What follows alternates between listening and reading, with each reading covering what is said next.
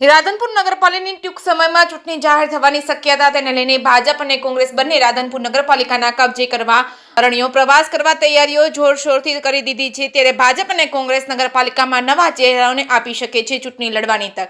પાટણ જિલ્લાના રાધનપુર નગરપાલિકાની ટૂંક સમયની અંદર ચૂંટણી જાહેર થવાની શક્યતાઓને લઈને કોંગ્રેસ અને ભાજપ દ્વારા રાધનપુર નગરપાલિકા પર પોતાનું શાસન જમાવવા માટે તૈયારીઓ આરંભી દીધી છે। રાધનપુર નગરપાલિકાની અંદર 7 બોર્ડ આવેલા છે, જેની અંદર 28 નગરસેવકોની ચૂંટવાના છે। અગાઉની બોડીની અંદર કોંગ્રેસના 16 અને ભાજપના 12 સદસ્યો નગરસેવક તરીકે ચૂંટાયા હતા। 5 વર્ષની અંદર કોંગ્રેસ દ્વારા નગરપાલિકામાં શાસન હોય ત્યારે ઘણા બધા કામો કર્યા છે, કેટલાક કામો બાકી પણ રહ્યા છે। ત્યારે છેલ્લા ઘણા સમયથી નગરપાલિકામાં વહીવટદારના શાસનની અંદર રાધનપુર નગરજનો નગરપાલિકાની કામગીરીથી સંતોષ ન હોય તેવા સમયે લોકો ભાજપને ચાન્સ આપે છે અને કોંગ્રેસની બીજી વખત રાધનપુર નગરપાલિકાની અંદર શાસન કરવા માટે વિજય બનાવે છે। તે આવનારો સમય બતાવશે, પરંતુ અત્યારે રાધનપુર નગરપાલિકાની અંદર કોંગ્રેસ અને ભાજપ બંને વચ્ચે નગરપાલિકા ઉપર શાસન જમાવવા માટે પૂરજોશ મહેનત કરી રહ્યા છે। તો ભાજપ અગાઉ પણ 12 સદસ્યો ચૂંટાયેલા હતા, જેમાંથી કેટલાક ચહેરાઓની બદલી શકે છે અને કેટલાક નવા ચહેરાઓને મેદાનમાં ઉતારી શકે છે। તો કોંગ્રેસના ચૂંટાયેલા 16 સદસ્યોમાંથી કોંગ્રેસ પણ કેટલાક ચહેરાઓને બદલી શકે છે, તો કેટલાક નવા ચહેરાઓને તક આપી શકે છે। કોંગ્રેસમાંથી આ વખતે